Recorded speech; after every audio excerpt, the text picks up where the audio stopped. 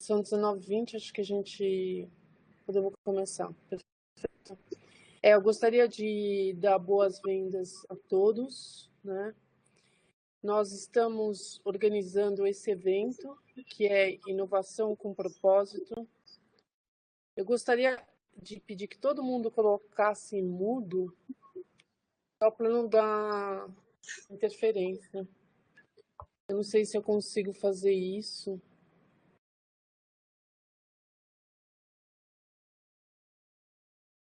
Mas eu acho que se todo mundo colocasse mute, fica mais... Sim. Enfim. Então, hoje a ideia nossa é trazer para vocês esse tema, né, inovação. Nós estamos... Acho que todos que leram a iniciativa... O briefing desse evento, viu que a gente está se propondo a discutir. A gente está vivendo um momento, na prática, de inovação em todos os aspectos, ou de renovação, por conta da Covid. Então, nós temos que... Estão sendo forçados a renovar a nossa maneira de viver, a nossa maneira de trabalhar, de estudar. E, obviamente, que isso passa por inovação de uma maneira muito ampla, tanto do ponto de vista das empresas, como do ponto de vista profissional de cada um e do ponto de vista pessoal. Então, considerando esse contexto, né, o que nós nos propusemos nesse momento é exatamente trazer, né, essa discussão de inovação com propósito, envolvendo experiências bem diferentes. Então, eu vou estar falando no contexto de um projeto que eu estou trabalhando, que é inovação dentro do projeto Amazônia 4.0, que eu estou reunindo inovação voltada para aspectos sociais e ambientais, considerando essa questão da ONG, de ONG e de um trabalho social.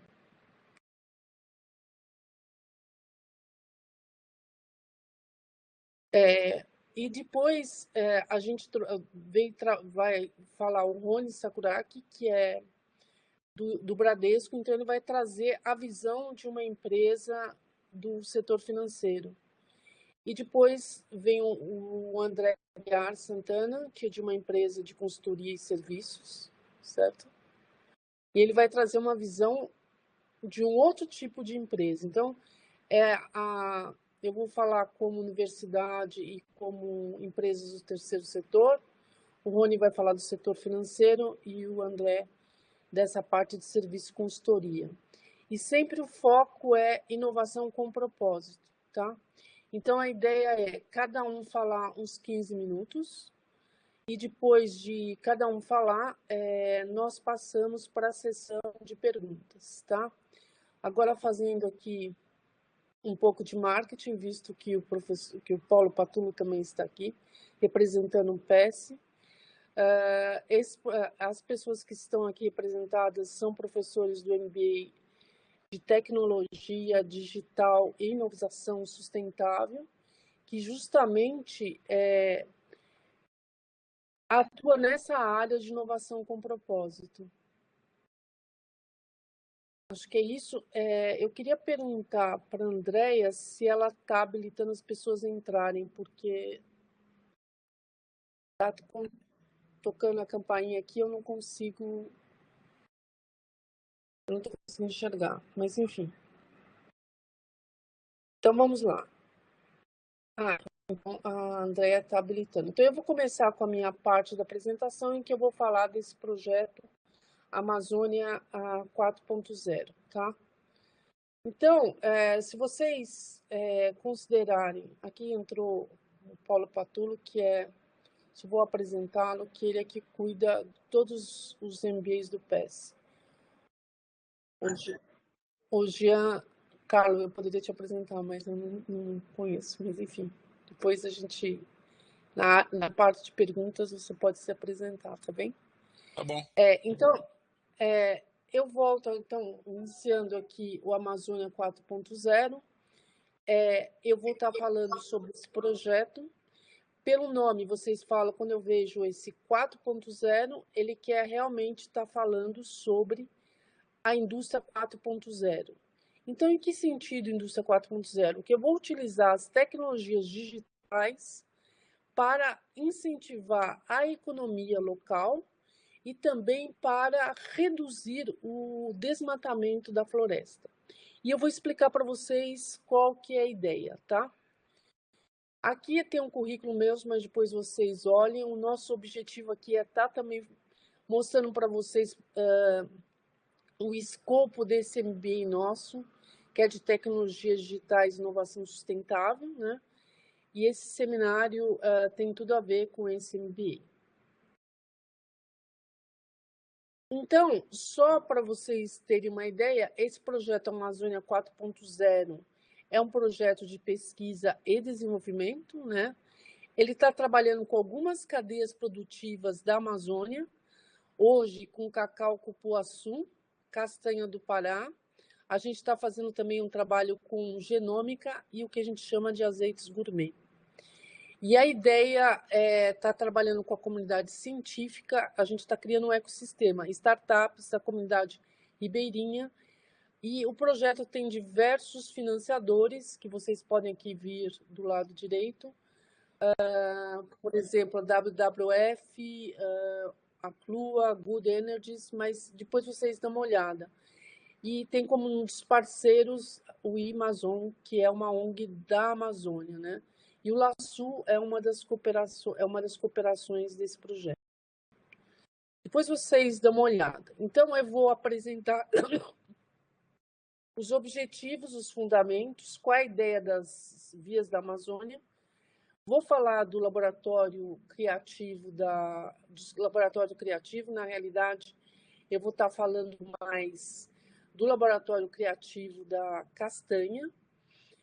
Então, é esse o laboratório criativo que eu vou trazer como estudo de caso. Então, o objetivo, o que é? Eu pegar as cadeias produtivas da Amazônia e aproveitar a biodiversidade e os recursos do que a gente chama indústria 4.0, ou, mais especificamente, todas essas tecnologias que eu conheço, como computação em nuvem, como IoT, como blockchain, e utilizar em favor dessas cadeias produtivas da Amazônia.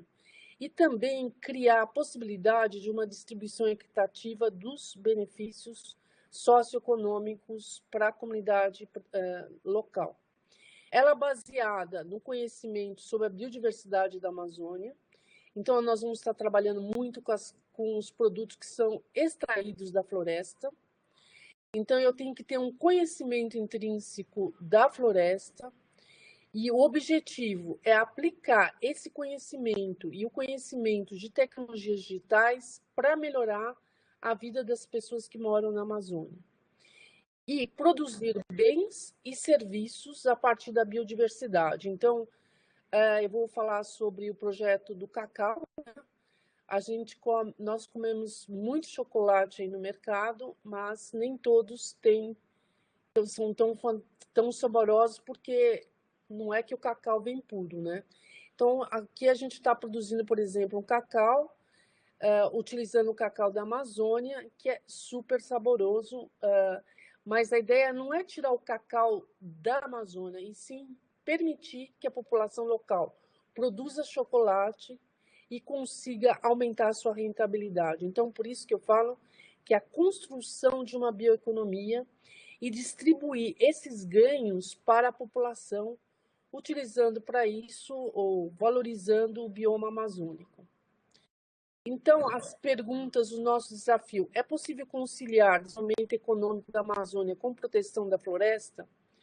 Como que eu vou rastrear os produtos da Amazônia? Então, se você vai comprar um chocolate, você quer saber se aquele chocolate vem mesmo da Amazônia. Então, como que você faz isso? E como você vai incentivar a economia local? Aqui, a gente fala que nós tivemos 3 vias, né, da Amazônia. A primeira via foi o foco da preservação, então a Amazônia era considerada uma área de preservação, tinha incentivos de outros países, como da Alemanha e da Suécia. O segundo foco foi exatamente incentivar a agricultura, a mineração e a produção de energia na Amazônia. Vocês podem observar que isso não deu muito certo, porque o que acabou acontecendo é que começou a se destruir a Amazônia para plantar soja e para você ter a cultura do gado. Então, hoje a gente está propondo a terceira via, que é a bioeconomia da Amazônia. O que é? É pegar a biodiversidade, o conhecimento das comunidades locais e tradicionais e desenvolver produtos em cima da biodiversidade da Amazônia, em que a própria comunidade local, os próprios ribeirinhos, saiam ganhando. Então, essa terceira via é um novo paradigma, né? Então, o que eu estou querendo dizer para vocês é o seguinte: se a própria população local vê que se ele produz ou cria um produto usando o que ele extraiu da floresta, por exemplo, eu extraí o cacau da floresta e fiz um chocolate e eu consigo ganhar muito dinheiro com esse chocolate.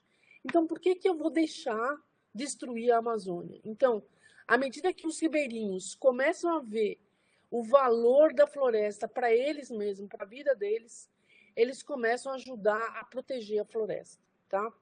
Então, a ideia é associar o conhecimento científico e tecnológico através da inovação, baseado floresta em pé, né, com os rios fluindo, valorizando a biodiversidade e o trabalho das comunidades locais. Quem é o coordenador geral desse projeto é o Carlos Nobre, que vocês devem conhecer. Ele é um climatologista bastante conhecido, tem dado muitas entrevistas sobre a Amazônia. E o irmão dele, que é o Ismael Nobre. E agora... Aqui foi um desenho que eu tentei colocar como eu enxergo esse projeto. Eu enxergo que ele tem 3 grandes frentes: o de tecnologia digital, que é essa indústria 4.0. Ele tem a parte de ciência, que eu coloquei o projeto do genoma das espécies amazônicas. E depois a questão da sustentabilidade, porque nós vamos trabalhar lá com o conceito de economia circular. Vamos criar cadeias produtivas a partir dos produtos da Amazônia, por exemplo, do cacau, da castanha do Brasil, do açaí, dentro das premissas de economia circular. Vamos também utilizar o conceito de biomimética, que é você se inspirar na própria natureza para criar soluções tecnológicas, e vamos, obviamente, estar dentro dos Objetivos de Desenvolvimento Sustentável. E a ideia é criar produtos com valor de qualidade, né?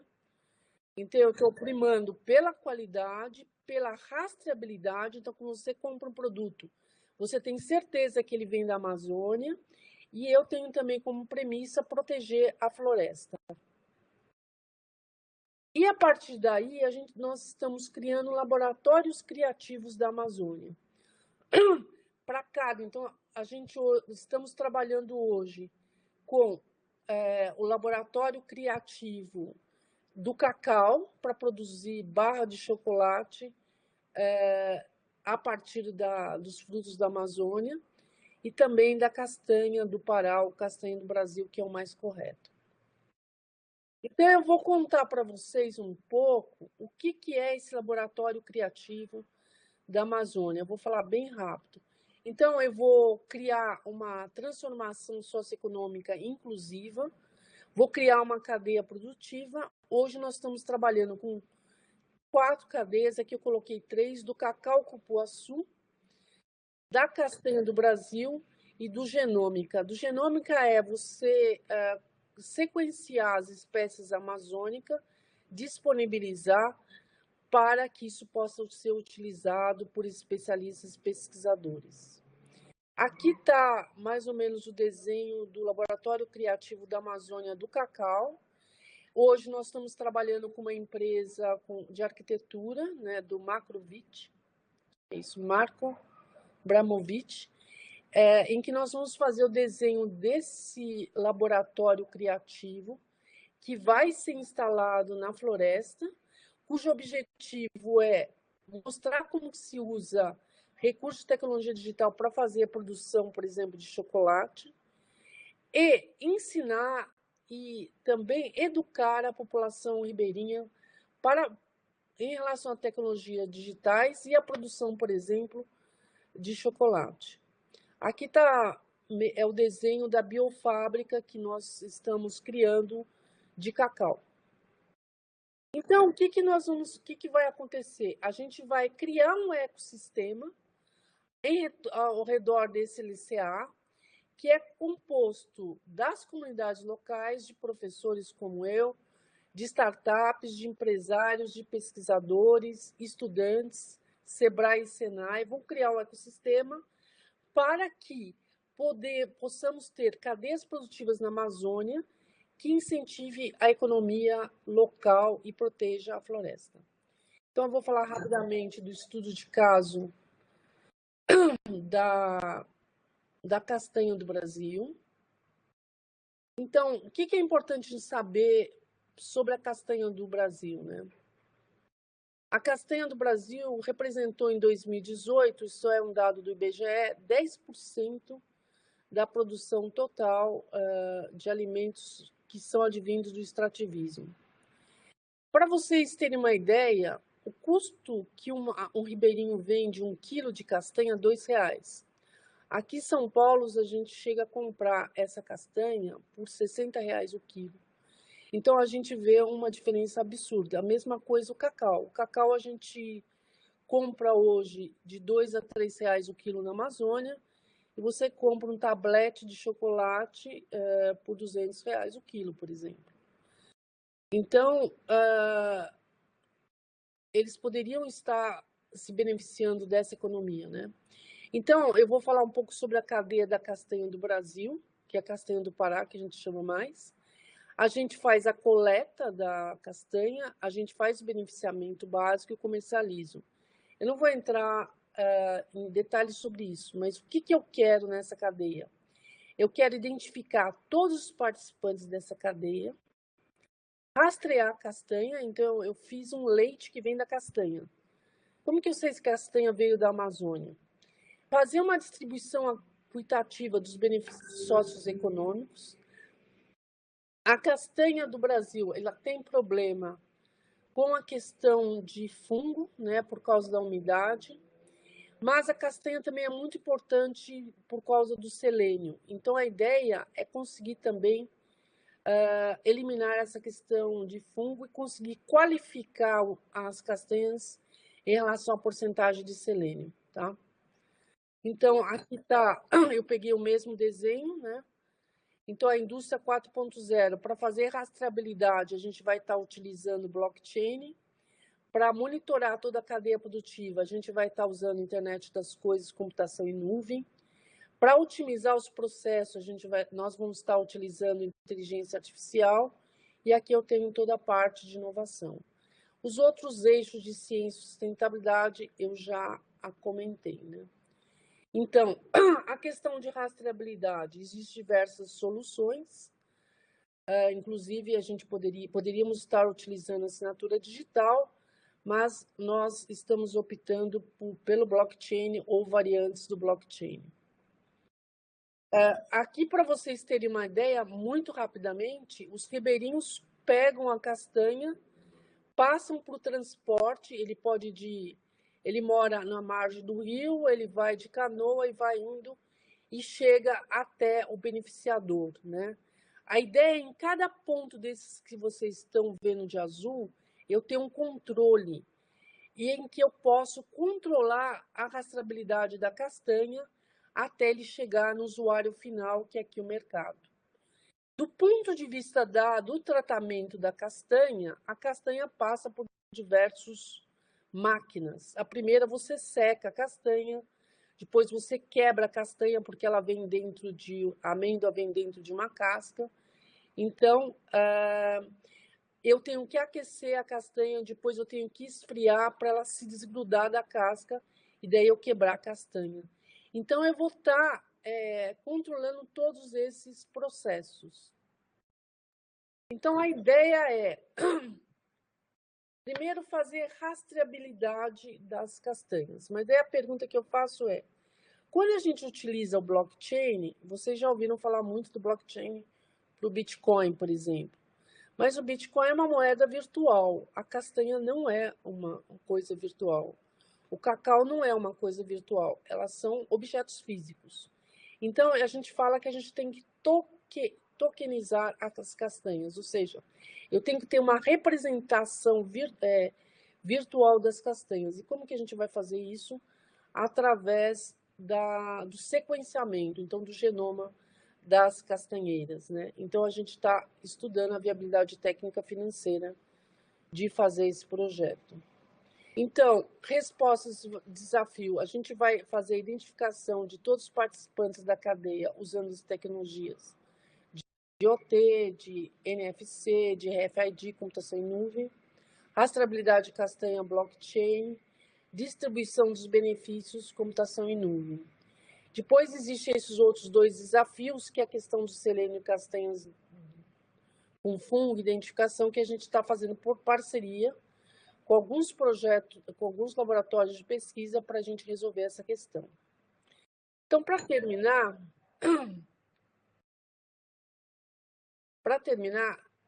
eu vou fazer as considerações finais. Então, esse projeto Amazônia 4.0, então, ele pressupõe o uso de tecnologias digitais, né, para eu ter a maior valorização dos produtos amazônicos. Então, a primeira coisa que eu quero ter é certificação da origem. Então, eu tenho rastreabilidade para a qual eu vou utilizar o blockchain. Eu quero também ter melhor qualidade dos produtos de valor agregado. Então, eu vou produzir chocolate usando o cacau da Amazônia na própria Amazônia. Como que eu vou melhorar a qualidade desse produto? Eu vou utilizar recursos da indústria 4.0 para controlar a cadeia produtiva da produção de chocolate. Ou de algum produto que tenha origem na castanha do Pará, por exemplo, leite de castanha do Pará. A Josiane está falando que não está me ouvindo. Tem mais alguém que não está me ouvindo? Vocês estão me ouvindo, gente? Estamos ouvindo, Tereza. Sim. Sim, estou ouvindo. Eu também ouço bem. Josiane, eu te sugiro você entrar e você sair e entrar outra vez. Pode ser? Às vezes tem algum problema no som.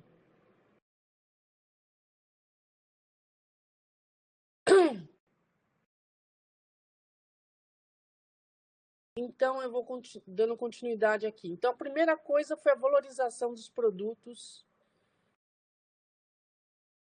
Mas não tem nenhum barulho aqui. E a gente pode pedir, gente, para todos que tiver com o alto-falante ligado, colocar em mute, só para ver se minimiza a questão do ruído. Porque não tem ruído aqui do meu lado. Então, o uso de tecnologias digitais vai possibilitar, então, essa maior valorização dos produtos amazônicos. Eu vou ter promoção da economia local, né? Essa promoção da economia local da Amazônia, o que implica? Eu vou ter um ganho mais equitativo da população sobre produtos da Amazônia. Então, eu vou produzir chocolate usando o cacau da Amazônia e o dinheiro, uma parte mais significativa do dinheiro vai ficar com a comunidade local. Então, isso vai melhorar a qualidade de vida da população e a população vai fazer o quê? Ela vai falar assim, olha, eu estou ganhando dinheiro com o cacau da Amazônia, com a castanha do Pará da Amazônia, ou castanha do Brasil. Então, eles vão ter interesse de proteger a floresta. Então, a gente, com isso, o objetivo é ter uma redução do desmatamento da floresta. Essa tela aqui vai demorar bastante, porque eu pus várias fotos.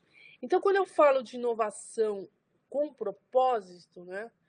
Eu coloquei aqui uma foto, a primeira foto é de uma pessoa carregando a castanha do Pará, ou castanha do do Brasil. Eu não sei se vocês sabem que ela vem no ouriço, isso aqui é ouriço. Eles carregam, né? E depois eles têm que quebrar isso, secar para vender. Aqui eu coloquei a castanha do Brasil aqui embaixo. Aqui eu coloquei amêndoas de cacau, que a gente já fez um laboratório sobre isso. E eu coloquei fotos de um chocolate de uma empresa que chama Dementes. Ele usa esse cacau da Amazônia. E aqui vocês não, aqui está meio longe para vocês lerem, mas essas amêndoas foram oferecidas por uma tribo indígena, né, que fornece para ele e ele produz esse chocolate vai para o Brasil todo. Depois vocês procuram no site o chocolate do Dementes. Então, ele é das pessoas que está promovendo essa economia local da Amazônia, incentivando a coleta adequada do cacau, né? Então, só para finalizar, o que eu quero deixar de mensagem para vocês é que esse projeto tem muita inovação, usando tecnologias digitais, e você está pensando no social, né? Porque as pessoas vão ter melhor qualidade de vida. Estou pensando no ambiental, porque eu estou protegendo a floresta. E eu estou pensando no econômico, porque também se ganha dinheiro e se cria uma economia. Aqui eu coloquei a ficha técnica do projeto, quem participa, né? Quem está participando do projeto que eu vi que está presente aqui é o Rodrigo. Eu já falei do Carlos e do Ismael, e eu não sei se mais alguém entrou. E eu acho que é isso, gente. Se vocês depois tiverem interesse sobre esse projeto, né, podem mandar e-mail, teresacarvalho@usp.br. É isso, a gente vai depois passar para as perguntas no final. E agora eu passo a palavra para o Rony, que vai trazer a visão dele de inovação de propósito de um banco. Obrigado, Teresa. Deixa eu compartilhar aqui minha tela. Mas enquanto isso, queria agradecer, Teresa, pelo convite. Bacana estar com todos vocês aqui, muita gente ainda que eu conheço, né? Alguns ex-alunos. Deixa eu achar onde é que eu faço isso. Ah, é aqui.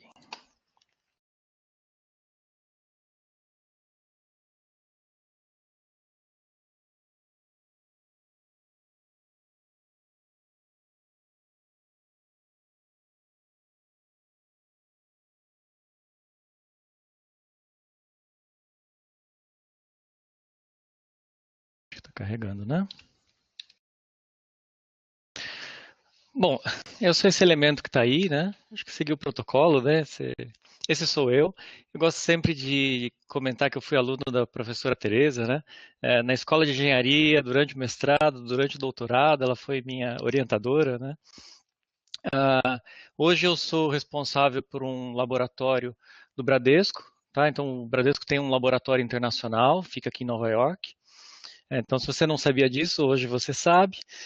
Tipicamente, a gente trabalha com outros bancos, então são bancos que não competem entre si, né, porque a gente está em regiões geográficas diferentes, e aí, em conjunto, a gente desenvolve novas soluções, encontra novas oportunidades e leva isso para o Bradesco, tá? Então, essa é a ideia aí, tipicamente, do que eu faço.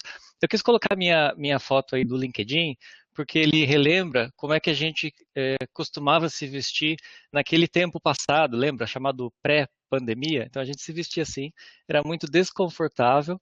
Então hoje, né, sociedade moderna, se poder assistir um webinar, né, de calça de moletom, isso é excelente, né? Então viva a modernidade. E by the way, né, eu estava aí num momento de webinar, né, como vocês podem ver. No passado ele tinha outro nome, o pessoal chamava mesmo, era de congresso, painel, mas isso daí era o webinar do passado, tá? Isso aí que eu estava fazendo aí nessa foto.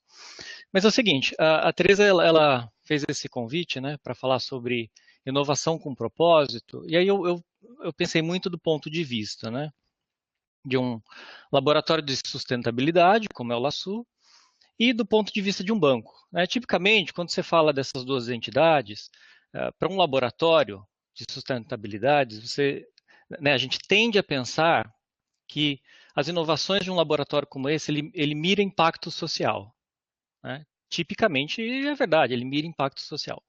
Quando você fala de inovações de um banco, você mira retorno financeiro, né, de uma grande instituição. Tipicamente se pensa assim, né?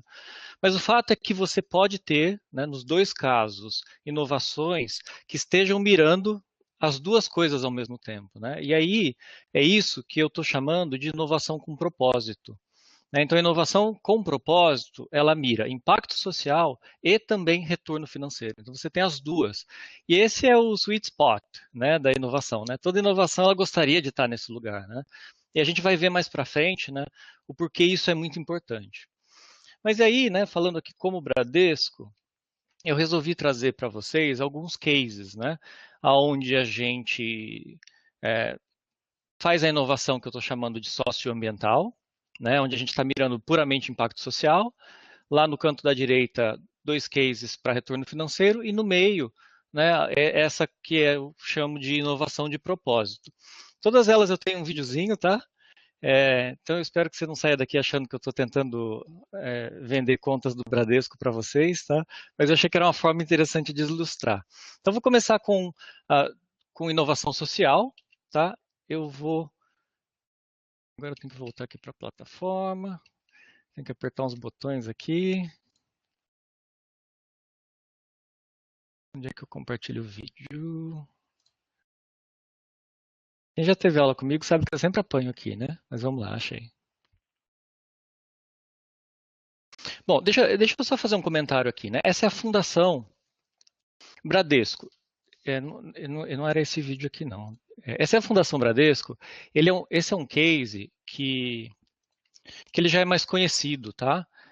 Mas eu acho que vale a pena, porque eu acredito que nem todo mundo deve saber do que eu estou falando, né? Deixa eu só voltar aqui.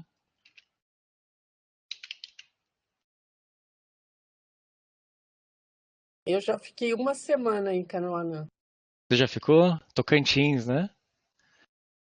Então, a Fundação Bradesco, né, são 40 escolas espalhadas em vários estados e principalmente mirando comunidades necessitadas, tá?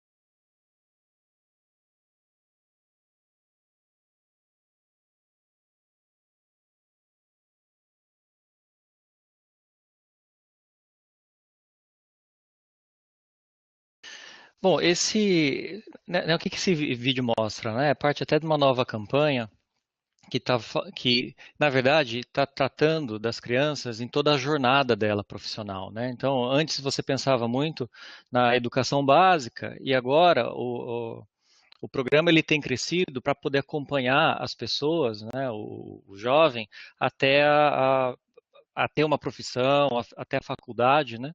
E tem um outro vídeo que eu acho que ele é bastante interessante, que ele mostra um pouquinho de dentro dessa escola aí de Tocantins, tá? Que era esse vídeo aqui. Eu estou começando a partir do meio, tá? Que é porque ele é um pouquinho mais longo.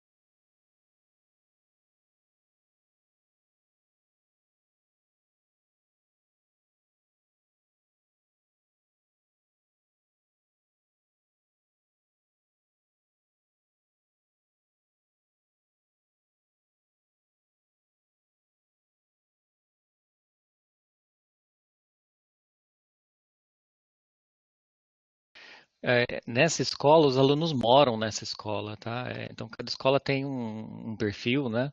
Essa é um local onde o pessoal vive lá durante alguns anos, né?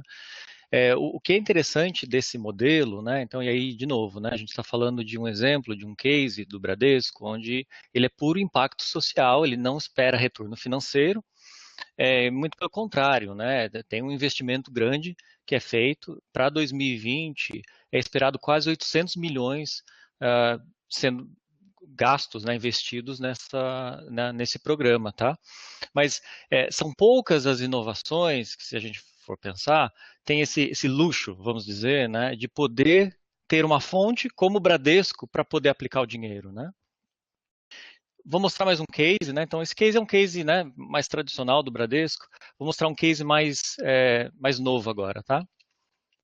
Que é bem, que é bem atual, vocês vão ver por quê.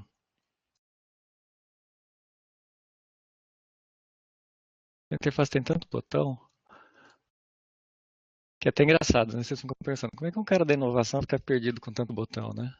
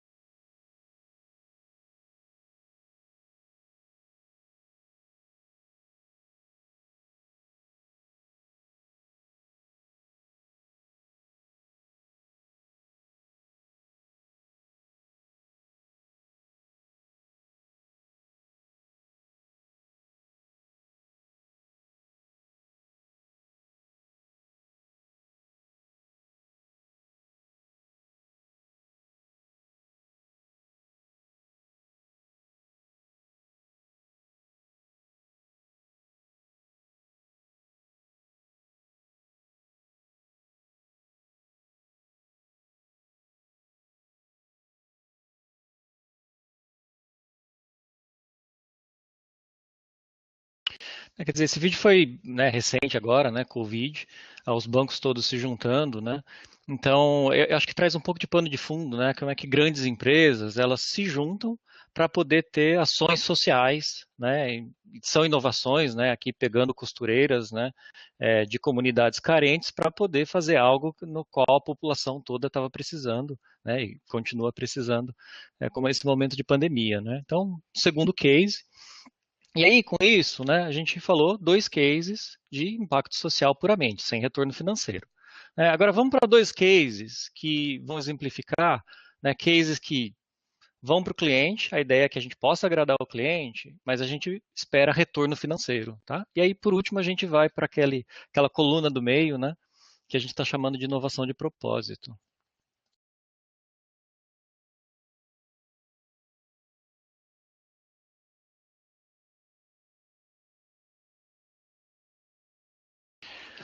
Esse daqui eu fiz até um pause, né? Esse daqui eu acho que muita gente já viu, tá? É a Bia do Bradesco, mas é um vídeo de 30 segundos. É mais rápido o vídeo do que eu explicar.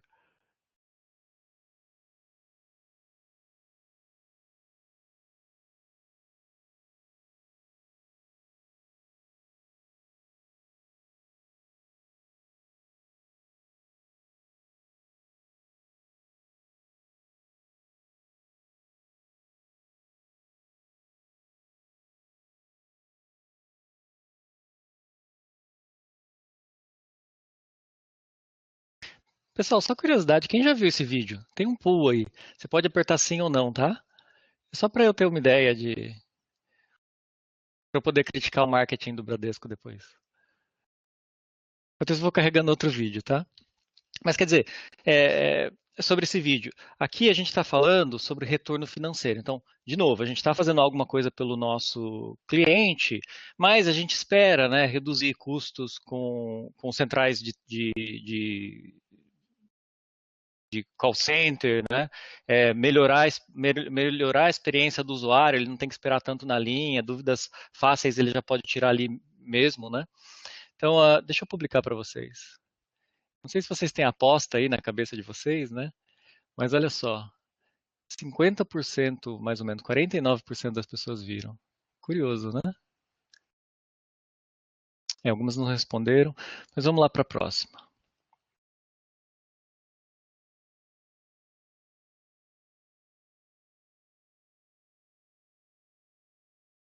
Uhum. Já viram que eu fiz errado, né? Essa segunda, parar, continuar, compartilhar o vídeo. Essa daqui, eu sou muito fã dela e a dona desse projeto está aqui com a gente, tá? É a Larissa, o que é ótimo, porque qualquer coisa a gente faz as perguntas para ela, tá?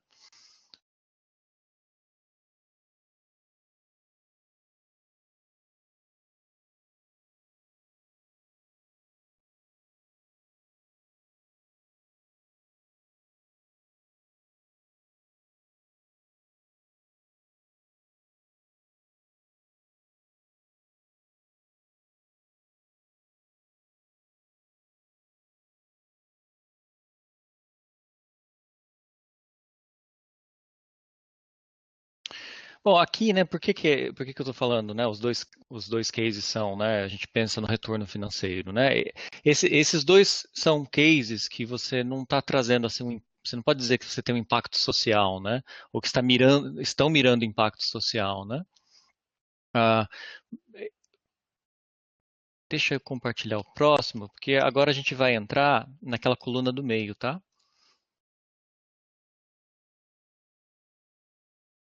Eu sei, pessoal, eu sou meio devagar aqui com esses botões.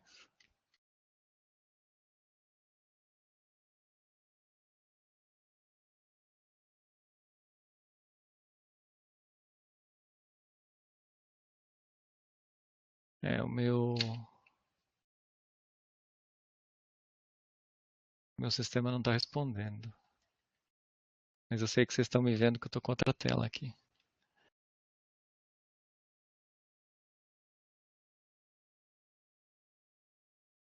Bom, o terceiro vídeo, assim que eu conseguir acessá-lo, ele fala de exatamente da comunidade ribeirinha, né, que a Teresa estava falando. Acho que vai voltar. Peraí.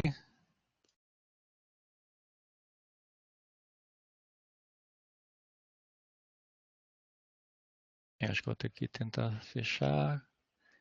Vai tentar de novo.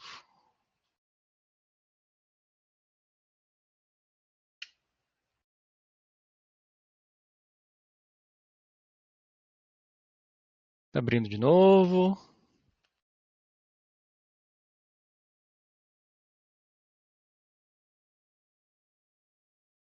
Aqui.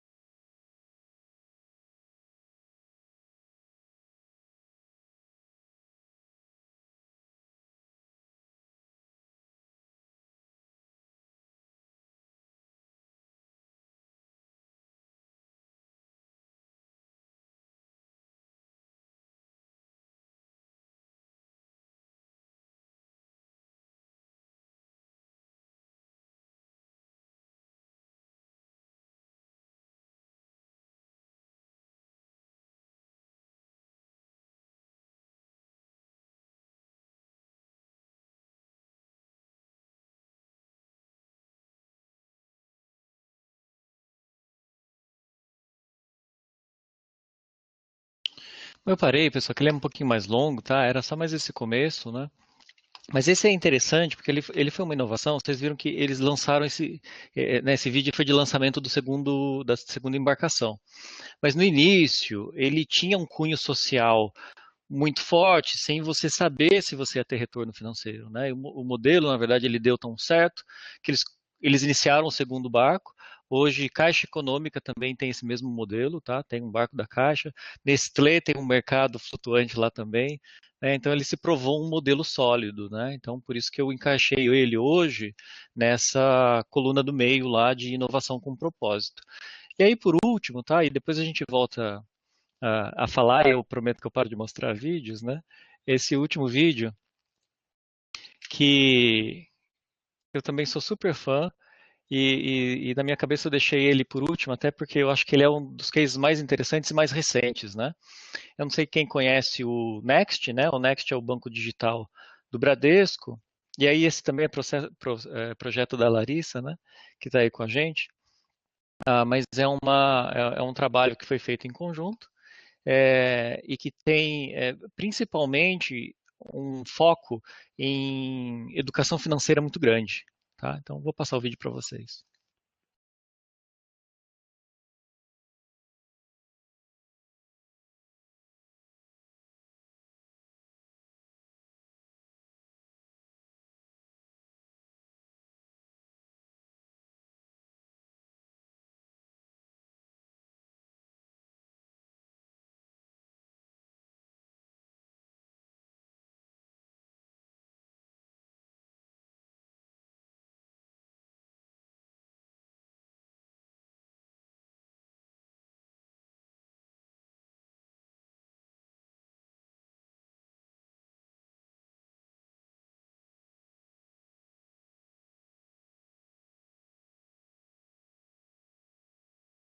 Ixi, vamos de novo?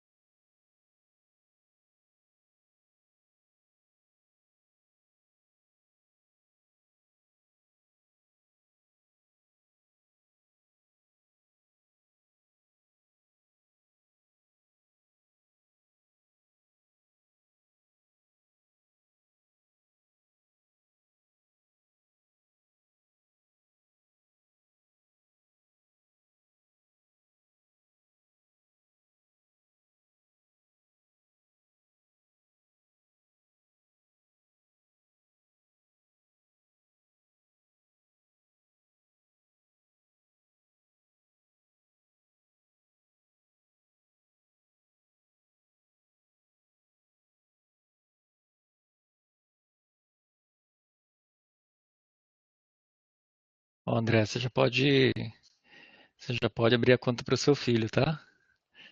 Deixa eu voltar aqui na apresentação. Vamos ver se ele vai. Carregando. Bom, vocês viram, né? A ideia é os pais, né, vão abrir a conta para o filho. Você pode programar a mesada, você pode enviar o dinheiro se você, né, se a criança cumprir as tarefas ou ela vai ter a mesada nesse caso, né? Então teve um estudo bastante grande, né, de que é, grande parte da população brasileira, né, a deficiência é exatamente educação financeira, né? Então, a gente, né? Eu mesmo, né? Eu aprendi trigonometria na escola, mas eu não aprendi educação financeira, né? E eu acho que esse deve ser o caso de muitos de vocês que estão assistindo esse webinar agora, né? Então, essa conta para criança, ela é gratuita, o próprio Next é gratuito, né? Você abre a conta gratuitamente, mas ele tem, no fundo, né, o objetivo de monetizar pelo fato de você usar mais da cesta de serviços, né? Então, você fazer um upgrade disso e você começar a pagar por outros serviços, ou de você começar a comprar outros produtos que são oferecidos junto com a conta, né? Então, ele tem um modelo de monetização e um modelo de impacto social junto, tá? Então, por isso que ele está aí nessa coluna do meio. Mas se vocês depois quiserem conversar mais desse projeto, a gente está aí, principalmente a Larissa está aí com a gente. É, o que é interessante, né, quando você olha também, né, na inovação, nessa questão da inovação com propósito, né? Se você pensar nos stakeholders, né, você pensa aí desde cliente, funcionário, acionista, parceiro, sociedade, a inovação com propósito é a única que a gente pode dizer que existe um alto potencial de satisfação para todos esses caras, né? Por que isso é importante? Ele gera engajamento, né? E tem uma chance de você ter uma inovação mais perene, que ela seja mais longa, né? Toda inovação ela tem um ciclo de vida, né? Assim como pessoas, empresas, né? Inovação também ela tem um tempo de duração. Né? Então, a combinação desses conjuntos, ele faz com que você é, tenha a tendência, né, de fazer com que essa inovação potencialmente perpetue, né? Tem uma discussão bastante interessante, né, desse livro que eu coloquei aí, né, o Paradoxo da Prosperidade, que ele fala sobre essa questão, né, de você ter a inovação com retorno financeiro e benefícios para a sociedade. E a ordem que eu coloquei aí, ela foi de propósito, né? Esse é um livro que ele prega o seguinte, né? Você precisa ter retorno financeiro. Então, é, o autor ele trata do seguinte, né? Para quem conhece, né, esse cara é bastante famoso, ele escreveu diversos clássicos aí da inovação, mas basicamente ele fala o seguinte, né? Como é que países têm prosperado usando inovação? Quando você chega numa comunidade e você vê que a comunidade ela é muito necessitada, então não tem luz, não tem água, não tem hospitais, né, e você quer fazer algo para gerar um impacto naquela sociedade, a primeira coisa que você tipicamente pensa é na construção de infraestrutura para aquela comunidade. Né? Então, vou construir postos, vou levar eletricidade. E aí, o que esse livro traz? Né, o conceito é que, tipicamente, países que tiveram esse tipo de incentivo, alguns anos depois, é, esses países voltaram para a mesma situação anterior. Porque o posto parou de funcionar, porque você não tinha pessoas para consertar aquilo, porque o dinheiro em algum momento parou. E aí ele chama de o paradoxo da prosperidade exatamente pelo fato de que existe um paradoxo de, para você ajudar uma comunidade a prosperar, você tem que ter você tem que tentar ter lucro com aquela comunidade, o que é um paradoxo, né? Mas o que ele quer dizer com isso? Né? Você tem que encontrar inovações que elas vão ser lucrativas para que elas se mantenham, para que você consiga gerar emprego e com as pessoas prosperando, e claro, né, a gente está falando de inovação com propósito, então é uma inovação que ela visa o lucro, mas ela visa também a ação socioambiental. Então, você visando essas duas coisas e tendo lucro, você consegue fazer com que aquela inovação seja efetiva. Eu sei que webinars, né, o pessoal geralmente costuma mostrar o livro, né, então eu vou mostrar o livro também para vocês, né, a capa laranja. É, mas eu acho que acho que é uma leitura interessante para quem estiver mais interessado. Mas tudo isso, né, quer dizer, a gente está falando de o que é interessante de uma inovação com um propósito. Acho que a pergunta agora, né, e aí a gente vai deixar isso para o professor André, é como é que a gente chega nesse tipo de inovação, né? Como é que você alcança isso? Quais são os métodos para isso? Tá bom? Então, chega de mim falando, né? E sem mais vídeos por hoje. E André, a palavra aí é sua.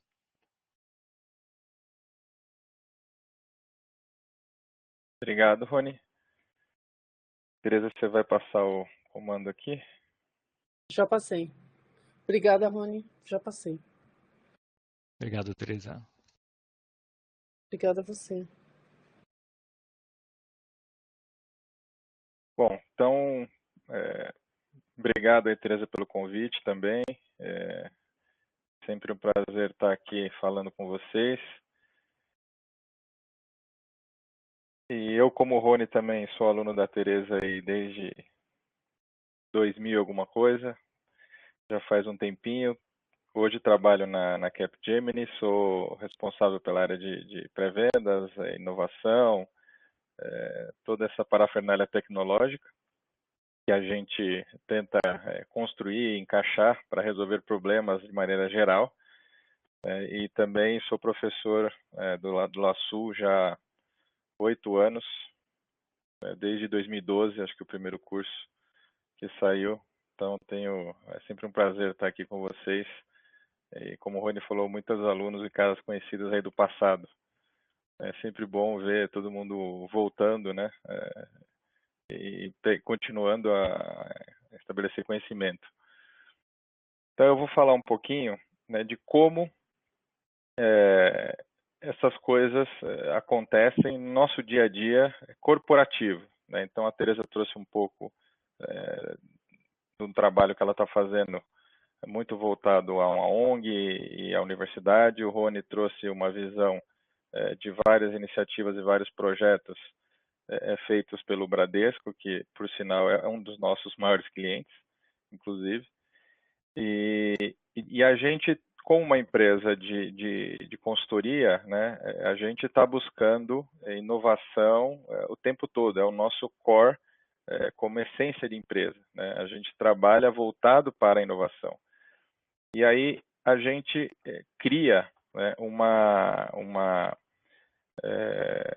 maneira de trabalhar que a gente consiga construir uma cultura de inovação dentro da própria empresa, né? Porque não é fácil, mesmo você estando numa empresa de tecnologia, você criar uma cultura de inovação com que todo mundo pense, todo mundo trabalhe de maneira um pouco mais inovativa, né? Pensando fora da caixa, tendo ideias. Então, a nossa produção, que muitas vezes são softwares, serviços, são muito industrializadas, muito quadradas, né? E você quebrar um pouco esses paradigmas também não é fácil. Então, a gente pensou, né, e globalmente desenvolvemos um método de ajudar os clientes, uma maneira organizada de se pensar de como é que a gente tenta trabalhar a inovação ajudando o meio corporativo, né? E com propósito é mais complicado ainda, porque o meio corporativo está muito voltado à redução de custo, retorno de investimento, tem menos o propósito, né, envolvido dentro da inovação. Então, dentro da dinâmica, né, da inovação, do dia a dia corporativo, o ritmo de inovar e trazer novidades ele é muito acelerado, né? O escopo ele é extremamente aberto. Então, eu tenho diversas indústrias, cada indústria tem o seu tipo de inovação, o escopo é muito aberto e muitas vezes ele é sem propósito, né? Visa basicamente lucro e não tem por trás nenhum tipo de, nem que seja melhoria dos próprios funcionários ou melhoria de alguma coisa que não esteja visando diretamente o lucro, né? Então, uma coisa importante que o Rony trouxe bem no final aqui é que a inovação com propósito, se ela não for lucrativa, ela não vai funcionar, porque o ecossistema tem que se retroalimentar, né? Alguém tem que investir, alguém tem que ganhar dinheiro com isso. É igual investir na poupança. Se eu invisto na poupança, eu estou esperando o retorno desse investimento. Inovação é a mesma coisa, né? Então, e a gente está trabalhando num cenário corporativo onde eu tenho muita ideia, muita fonte de inovação, muita tecnologia. Você está sendo cada vez mais, a gente tem experiências diferentes com tecnologias diferentes e sendo abordado por tendências, né, de indústrias diferentes, ou seja, é um ecossistema bastante complexo, né, o ecossistema corporativo e bastante distribuído. Então, só para trazer um exemplo para vocês, a gente fez uma pesquisa, né, e pegando simplesmente a indústria de manufatura, até porque tem uma questão aí da indústria 4.0 que puxa um pouco essa moda de inovação dentro da indústria de manufatura, a gente catalogou mais de 500 empresas que trabalham, já existem até 10 anos, né? Então não são empresas de tão pouco tempo, que estão aí na área de IoT e Big Data para gerar toda a cadeia de decisão, tracking, robotização e automação, inteligência artificial, supply chain, a parte de segurança, que é fundamental dentro dessa cadeia, toda a parte de prototipação, aceleração de prototipação, tecnologias com esse sentido. Então, só aqui eu tenho mais de 500 empresas que trabalham focada em manufatura. Daí vocês imaginam a quantidade de empresas que estão nesse ecossistema de inovação que a gente tem que lidar no dia a dia corporativo para poder inovar. Então, não é simplesmente chegar, eu não consigo acelerar ou fazer isso de maneira otimizada se eu tentar fazer muito sozinho. Tem muita coisa acontecendo, né? E tem muita empresa já trabalhando dentro desse ecossistema. Tá? Aqui a gente traz uma visão interessante que faz já alguns anos que eu vi esse slide e ele vem se mantendo, né, da mesma maneira. Se você olhar em 2001, as top 5 empresas aí com valor referente a valor de mercado, eu tinha uma distribuição, né, entre bancos, Walmart, varejo, tinha empresa de TI, tinha indústria, onde as 5 maiores empresas em termos de valores do mundo eram empresas que não tinham 100%, ou não eram empresas de tecnologia, não eram empresas de inovação. Com o passar do tempo, né, as empresas, você vê que vai mudando a distribuição, e a partir de 2016 já aparece no ranking, né, as 5 principais empresas são as 5 empresas, não só empresas de TI, mas empresas que têm um alto investimento em inovação, né? Com propósito ou sem propósito, né? Elas trabalham de maneira muito focada em inovar, pesquisa e desenvolvimento, tem um investimento altíssimo em pesquisa e desenvolvimento, voltada para dados, né? Então, foi um novo jeito de criar empresas, né? Desenvolver software. A gente até brinca que no futuro a maioria das empresas não vai existir mais banco, comércio, vai existir empresas que fazem software e entregam algum valor para o cliente final baseado no software que ele desenvolve. Quanto mais inovador o software, quanto melhor a experiência, quanto mais rápido ela consegue fazer isso, mais ela vai se posicionar bem no setor que ela tiver. Então, por exemplo, se a Amazon quiser começar a vender seguros, ela vai pegar a fábrica de fazer software dela, vai apontar para a fábrica de seguros, vai começar a vender seguros com a mesma experiência de fazer uma compra, com a mesma maneira de tratar o cliente, como ela trata no seu e-commerce, que é uma maneira diferenciada e provavelmente vai dar muito problema para muita empresa de seguros, né? Então, essa situação, ela vem, né, caracterizando que realmente o investimento em inovação, e principalmente inovação disruptiva, que essas empresas vieram quebrando paradigmas de mercado, são fundamentais, né? São muito importantes, a maneira de inovar. Tá?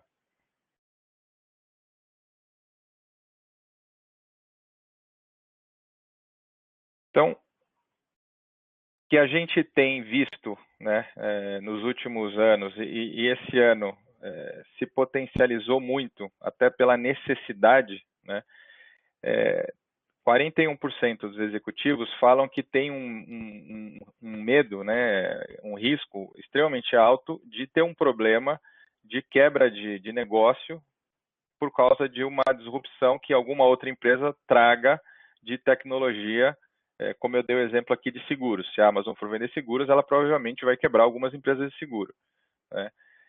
96% acreditam que a sua empresa tem um grande risco de ser prejudicada por essas startups e por empresas que venham a acelerar, né? A gente teve aqui o exemplo do Next, do Bradesco, que o Rony trouxe. Por que o Bradesco criou o Next, né? Porque um monte de startup veio com uma experiência diferente, forçou o Bradesco a investir em inovação, a criar inovação e criou um outro banco diferente, mais disruptivo, para poder competir com essas empresas que vieram, né? Então, realmente isso é um problema na vida das grandes empresas, das corporações. Mas apesar disso, delas entenderem que tem esse problema disruptivo, a maior parte do investimento que elas fazem ainda é em inovação tradicional, ainda é dentro do seu core, dentro do status atual tradicional de TI, né? Então, a gente tem, por um lado, todo mundo entende que existe um problema de inovação disruptiva, que eu preciso investir, eu preciso fazer alguma coisa diferente, e por outro, eu continuo investindo naquele mais do mesmo para poder melhorar minha produtividade, ser mais competitivo e melhorar minha produtividade. As pessoas, na última caixinha, 84% entendem que inovação é importante e 78% de todo investimento é feito na melhoria do próprio status atual. Né?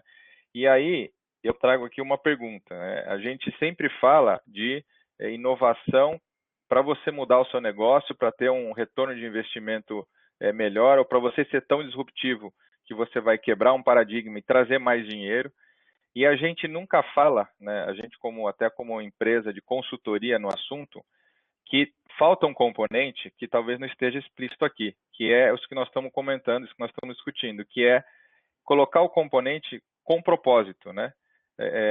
Será que não faz mais sentido, ao invés de eu ter apenas uma inovação disruptiva, eu criar uma inovação com um propósito diferente, não vai ser melhor aceito, né, pelos meus usuários, pelos meus clientes, e eu não vou trabalhar isso de uma maneira mais com mais prazer por quem está fazendo, ou seja, esse ecossistema de inovação, né, ele visa muito o lucro, né, mas quando a gente traz o componente com propósito, talvez seja o que está faltando aqui, né, para a gente conseguir. Se você consegue fazer inovação com propósito, você tem um sucesso, né, maior e talvez seja um dos motivos, né, que as pessoas não arriscam mais, porque se eu investir 10, eu vou ter 20. Eu vou ter 20 e vou ter uma comunidade se beneficiando, saindo de um problema de carência. Então, me motiva mais a investir, me motiva mais a avançar. Então, é importante trazer para esse contexto corporativo também a questão do propósito, a questão de ser sustentável, a questão de trazer um benefício diferenciado e não apenas visando lucro, né, naquele investimento de inovação. Tá? Então, isso é uma coisa que, conversando nos últimos dias, a gente sempre aprende alguma coisa, né? Eu fiquei pensando, e eu vou levar para dentro da Capgemini esse conceito, que é um conceito que realmente falta quando a gente fala de inovação. A gente fala muito de inovação com retorno de investimento, mas não trabalha a questão sustentável da coisa. Né? Isso tem que ser retroalimentado e se colocar a questão sustentável dentro do que eu vou mostrar para vocês, que é a análise do problema, muitas vezes eu enxergo para uma outra ótica aquela situação, aquele problema, e eu consigo ter um resultado muito melhor do que eu estava esperando, sem que eu não traga esse tipo de expectativa de experiência. Tá?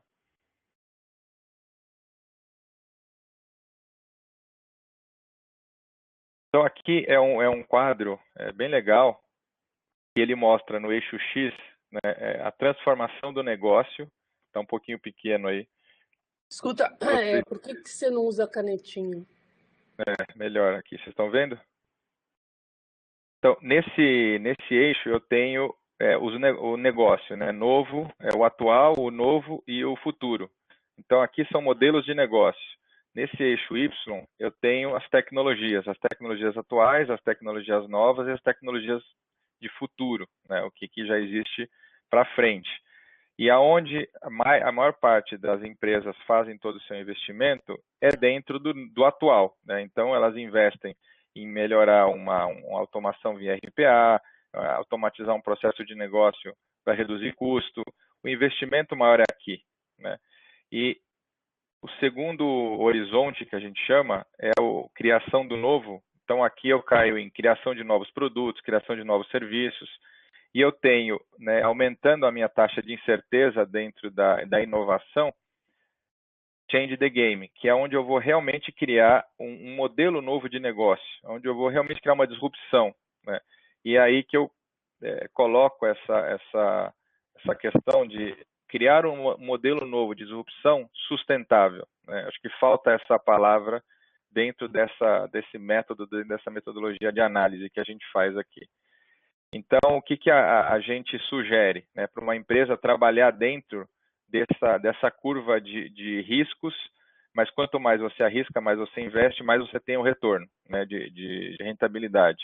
70% do investimento trabalha aqui, 20% você pode trabalhar aqui, 10% você trabalha com um risco maior mas trazendo uma possibilidade de retorno muito maior. E quando a gente fala em novos negócios disruptivos, a gente está colocando aqui uma série de esperanças que, se a gente não pensar e não parar agora, na hora de planejar esses negócios disruptivos, deles ser de maneira sustentável, com propósito, eles não vão acontecer dessa maneira. Então, é importante que todo mundo trabalhe mais ou menos com isso na cabeça e leve essa questão do propósito para dentro das discussões de como a gente cria as inovações.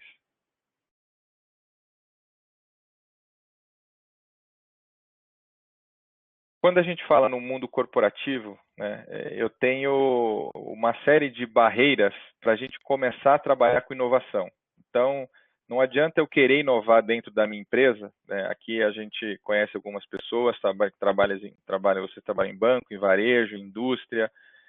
Quando vocês querem levar a automação para dentro da empresa, a inovação para dentro da empresa, vocês acabam passando por uma série de barreiras.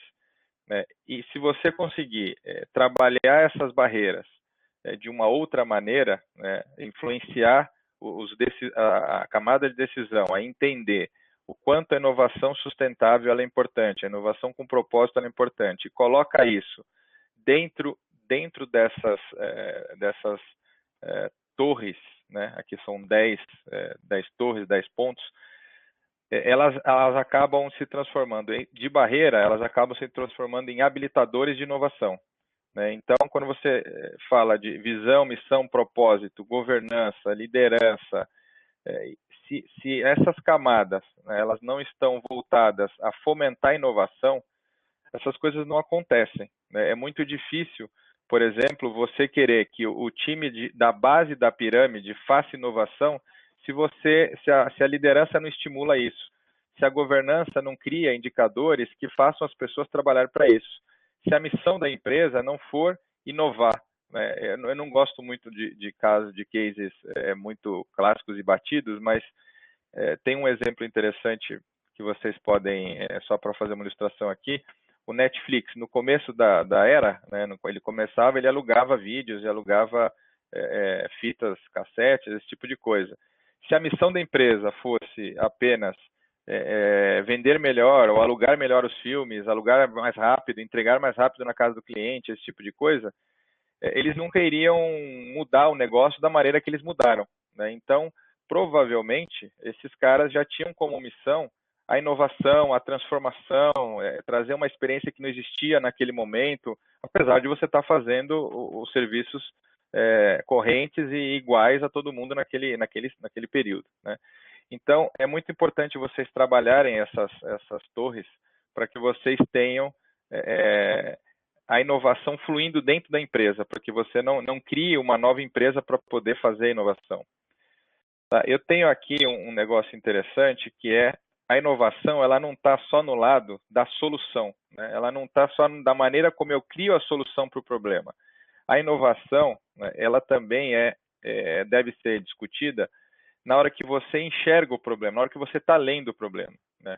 Então, gastar um pouco de tempo entendendo o problema, trazendo os principais fatores que estão impulsionando a levar aquela inovação para a mesa nessa discussão, ela é muito importante e muitas vezes a gente esquece disso.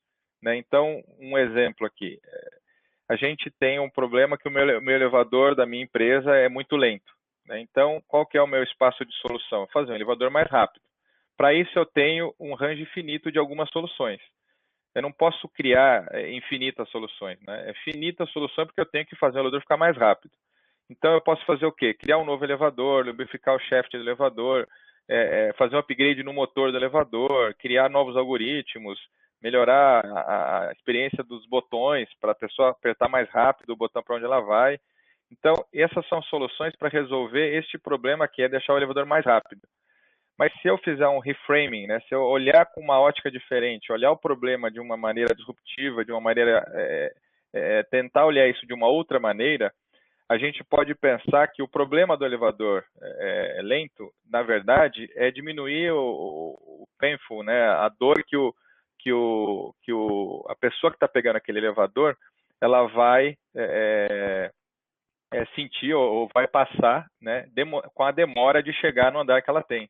E aí eu posso propor soluções totalmente diferentes do que eu tinha imaginado. Eu começo a criar outros tipos de soluções que podem resolver o mesmo problema que eu não tinha nem pensado antes.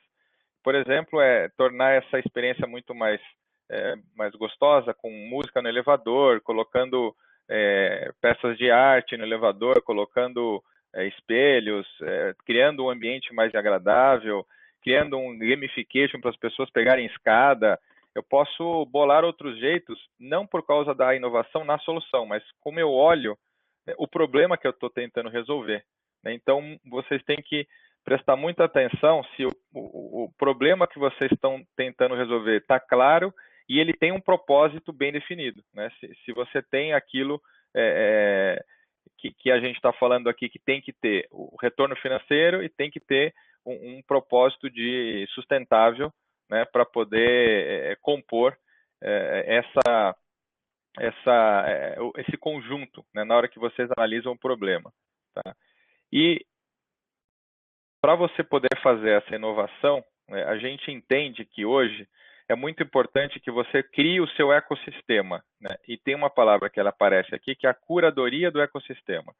Então, eu tenho que fazer duas coisas. Eu tenho que criar o meu ecossistema, né, com empresas de inovação, com empresas de tecnologia, com empresas de venture capital, private equity, que estão próximos das startups e das inovações, os aceleradores, as universidades.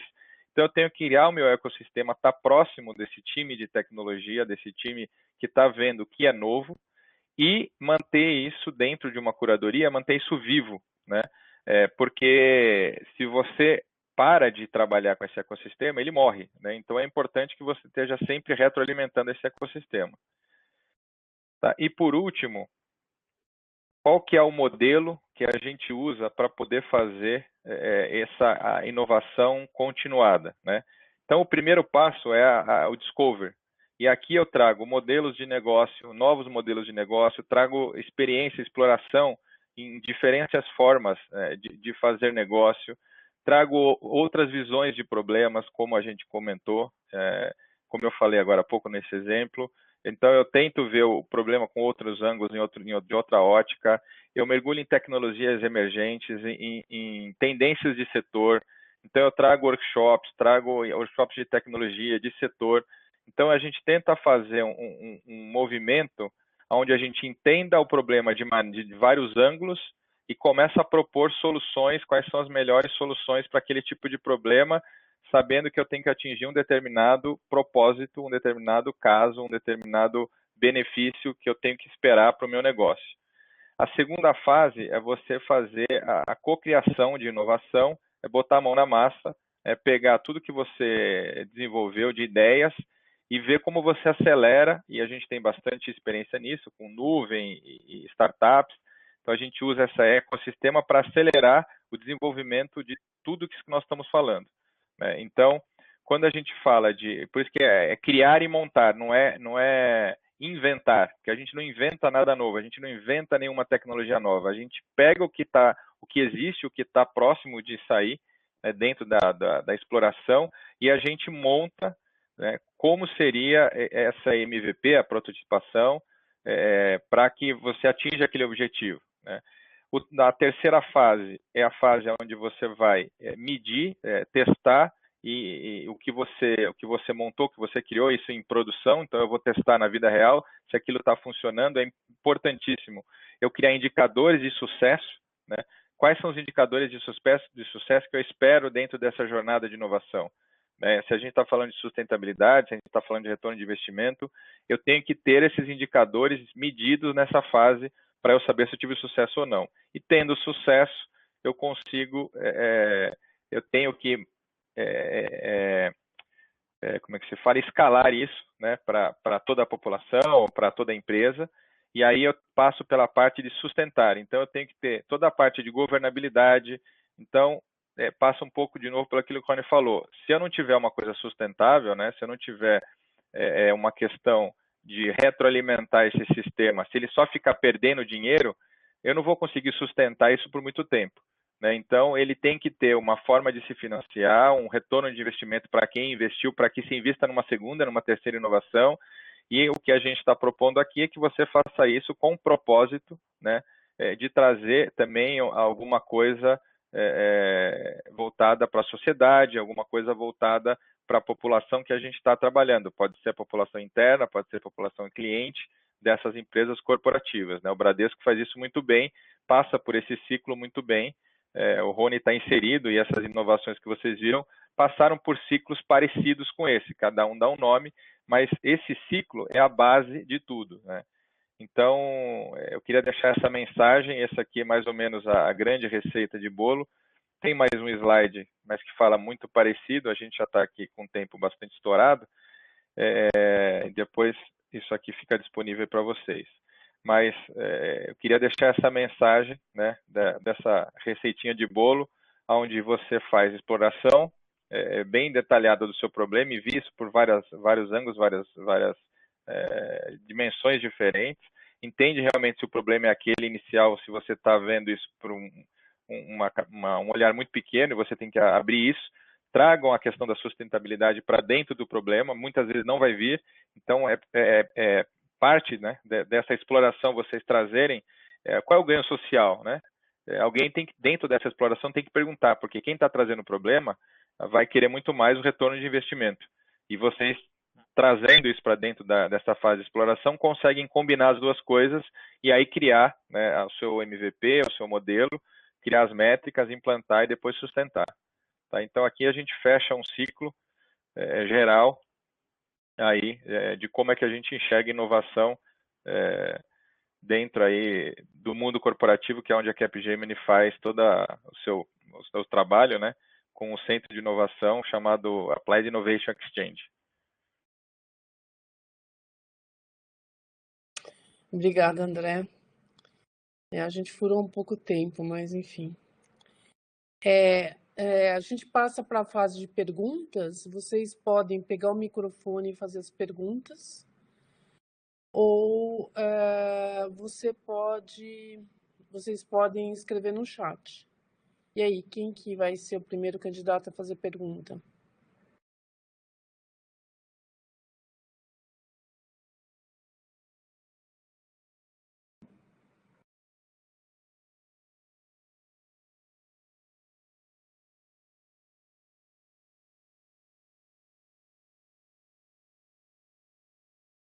A primeira pergunta da Leslie da Adamo Lira. Como inovar na burocratização dos registros públicos das atividades das sociedades empresárias?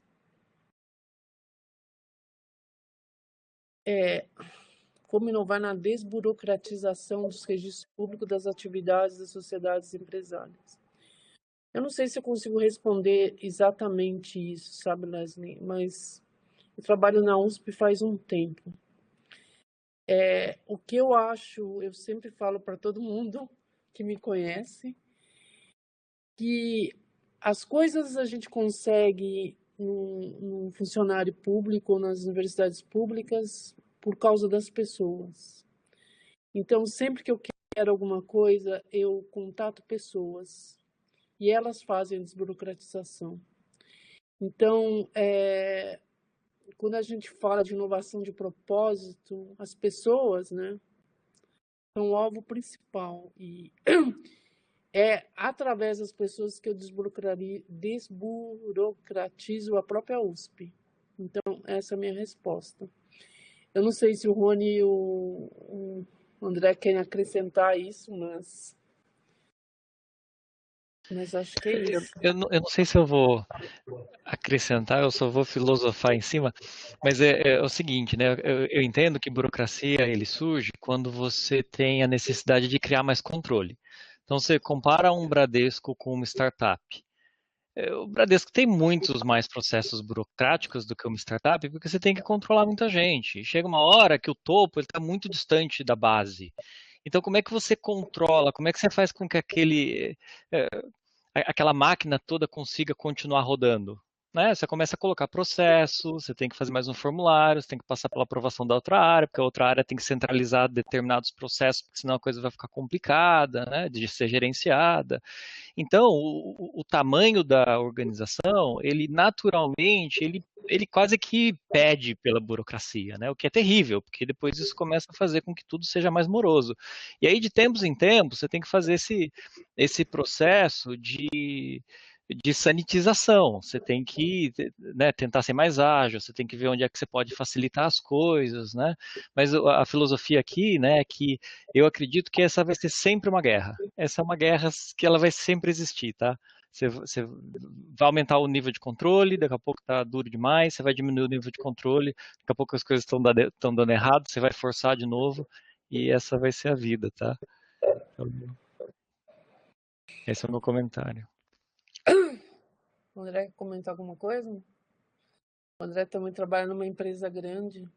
Não, só vou colocar um ponto que eu tenho visto isso e ouvi de algumas pessoas essa questão da burocratização ou como inovar para desburocratizar a questão pública, né, no geral. Primeiro, aquelas barreiras que eu comentei, né, elas são muito fortes e muito estruturantes dentro do governo, né, dentro da coisa pública. E mudá-las demora muito. Então, a inovação num ambiente que a coisa é tão engessada, né, a questão do processo, a questão da governança, a questão da mudar essa regra, ela é muito dura, é muito difícil. Então, para mim, ali é o principal desafio do setor público para poder inovar. E o segundo, que é o outro lado da moeda, é o seguinte: quanto mais eu inovo, né, no fundo, a gente usa muito inovação para reduzir custo, né, automatização. Desburocratização significa fazer mais rápido, não passar pelas pessoas, as máquinas respondem, ser muito mais rápido. E tem uma questão muito social forte nesse negócio também da burocratização, que tem muita gente envolvida, né? Então, você desburocratizar o governo você também, pode ser que você tire muita gente de empregos que estão hoje lá, né, fazendo algum tipo de aprovação, algum tipo de trabalho. Eu ouvi isso de muita gente do setor público, tá? Eles não investem tanto em inovação porque pode causar uma alta taxa de desemprego que é muito ruim. Então, eu estou colocando aqui uma coisa que eu ouvi do setor público do porquê eles não aceleram a desburocratização. Tem uma pessoa que faz uma coisa, uma pessoa que faz outra, uma pessoa que faz outra, que facilmente você poderia automatizar aquele processo. Mas tem essa questão social no meio também, né? Tem outras perguntas aqui que são para mim mesma. A primeira é referente ao tópico IA que você disse num projeto em que aspecto é abordado. A inteligência artificial é para a gente tornar a cadeia produtiva. O que a gente vai fazer na prática é pegar a cadeia produtiva, por exemplo, do cacau e otimizar os processos. Então, a gente vai utilizar o IA em um determinado ponto para parametrizar os processos de produção de chocolate, por exemplo, de maneira automática. Então, ter uma inteligência do sistema que controle a cadeia produtiva do chocolate. Tá? O Paulo falou, qual o tempo estimado para a Amazônia 4 chegar em produtos no mercado? Então, na prática, nós pretendemos ter o primeiro laboratório criativo do Amazônia 4.0 no final de abril de 2021. Então, essas foram as minhas perguntas, né? Agora a pergunta para o André. André, na sugestão de distribuição de investimento apresentado, tem uma característica mais conservadora. Por outro lado, a inovação requer uma visão mais arrojada. Como melhorar o investimento no futuro incerto, sem perder de vista o retorno aos acionistas? Acho que essa pergunta vale também para o Rony. Tá. A distribuição, né, que a gente sugere, né, ela parece uma distribuição conservadora, né? Mas na verdade ela não é, porque a distribuição conservadora efetiva, né, é você ter quase 100% dentro do que eu faço atualmente, melhorando os meus processos atuais, melhorando mais do mesmo, mais do mesmo. Eu não trouxe aqui, mas a gente tem um gráfico que mostra o seguinte. Quando eu faço inovação desse mundo atual, do que eu já tenho hoje, né, quando eu melhoro o meu processo, melhoro a minha produtividade, eu tenho um retorno de 5% do que eu estou investindo. Quando eu invisto lá no Horizonte 3, que é com muito maior risco, e eu tento criar um negócio novo, né? Aquele investimento eu vou tentar, posso conseguir algum dia, posso nunca conseguir. Aquilo ali significa isso. Então, quando eu faço aquele investimento, o retorno do meu investimento, né, ele em vez de ser 10%, ele é 300%. Então, o apetite, né, para o investidor, para o acionista, ele está aí, é em você mostrar que você consegue fazer a inovação disruptiva, né, você ter um plano para fazer a inovação disruptiva, que ele confie, que ele acredite, para ele apostar, porque se aquele negócio funcionar, o retorno do investimento ele é muito maior do que em qualquer outro setor naqueles horizontes, né, do que eu estou fazendo agora, ou só de criar um produto novo. Eu já vendo produtos, sei lá, bancários, como eu estou falando aqui, e eu estou criando só um novo produto bancário, né? Então, eu vou ter lucro naquilo ali, mas não vai ser 300%, né? Então, por aí, mais ou menos, o jogo. E 10% do seu investimento todo no novo é bastante arrojado, porque hoje é zero, né? Você investir 10% do todo é bastante, entendeu? Eu vou ler uma outra pergunta. Eu vou pular um pouco as perguntas, só porque agora eu vou ler uma pergunta que vai também para o Rony, que Rony e André, qual é a opinião de vocês em relação ao desaparecimento do papel moeda? Essa funcionalidade seria bem acatada no Brasil, considerando o atraso em seu desenvolvimento? E a Fernanda também fez outra pergunta que eu acho que vocês dois poderiam responder. O propósito surge primeiro que a inovação ou deve-se inovar buscando um propósito? Então, vocês pegaram as duas perguntas? Uma é da Fernanda e outra é minha. Vamos lá, começando agora eu vou passar primeiro para o Rony. Vai lá, Rony. Eu acho que tentando responder a Miriam aqui, né? Esse negócio do papel moeda, ele é muito cultural. Eu não diria que ele tem a ver com o quão avançado ou não está um país.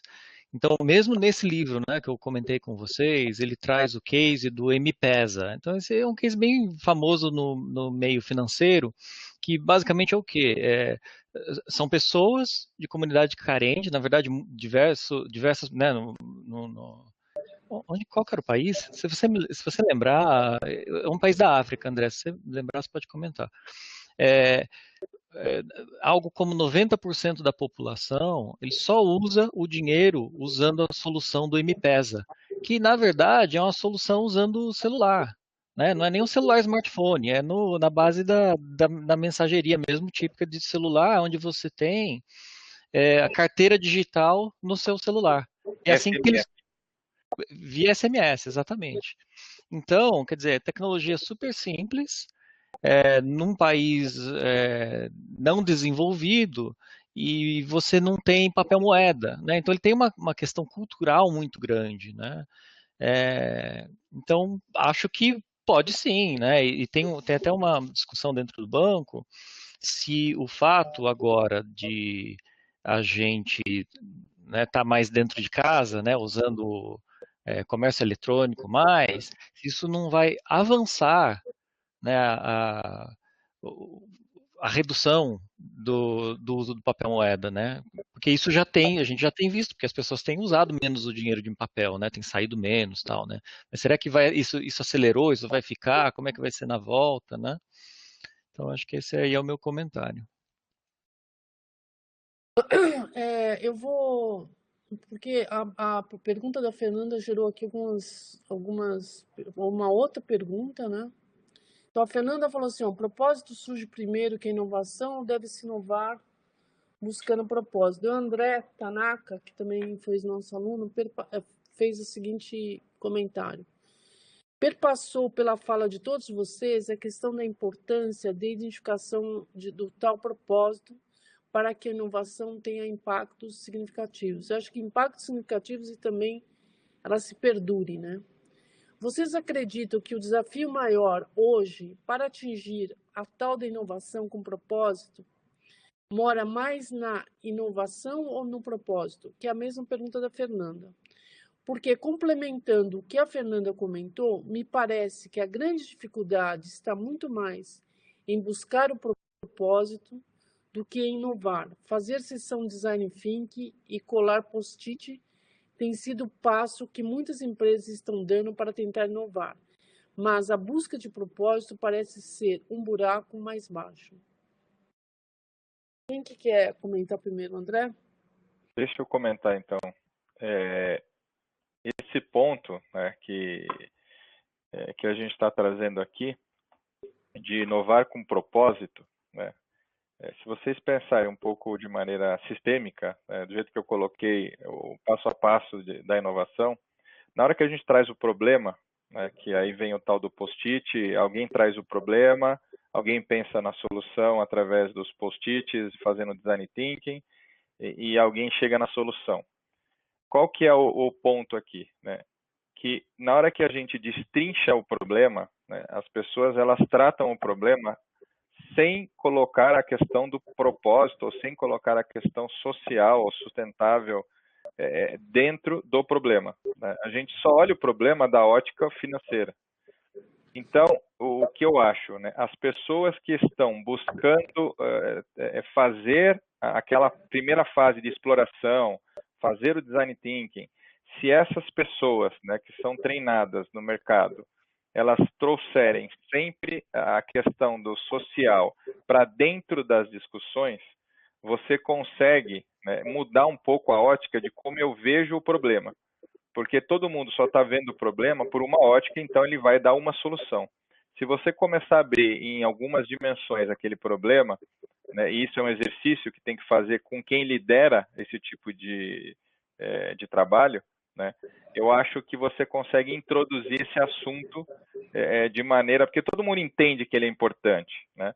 As pessoas elas só não lembram disso na hora que precisa lembrar, que é na hora que eu estou desmembrando o meu problema para poder entendê-lo, porque ninguém trouxe aquilo para a mesa, né? Então, é muito importante você treinar quem está desenhando, ou seja, as cabeças que estão guiando os design thinking.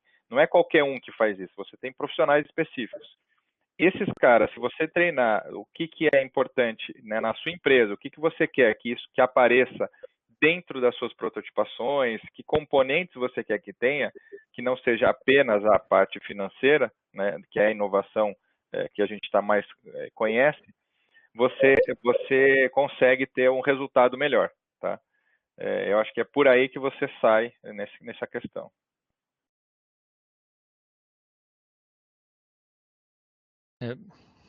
Posso começar a comentar?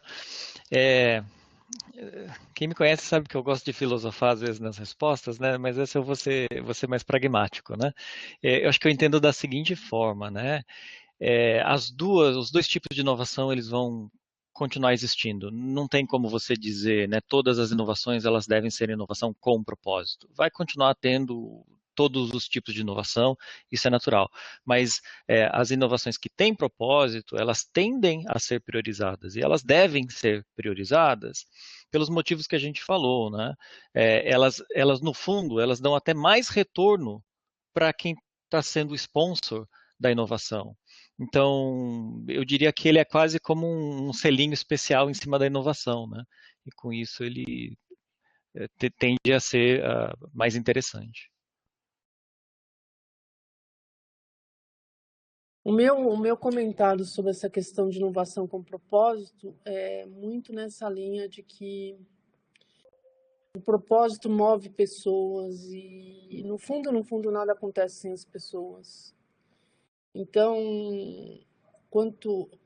pela aquela tabela que o Rony mostrou, vocês veem que quando eu tenho uma inovação com propósito, você envolve todo mundo.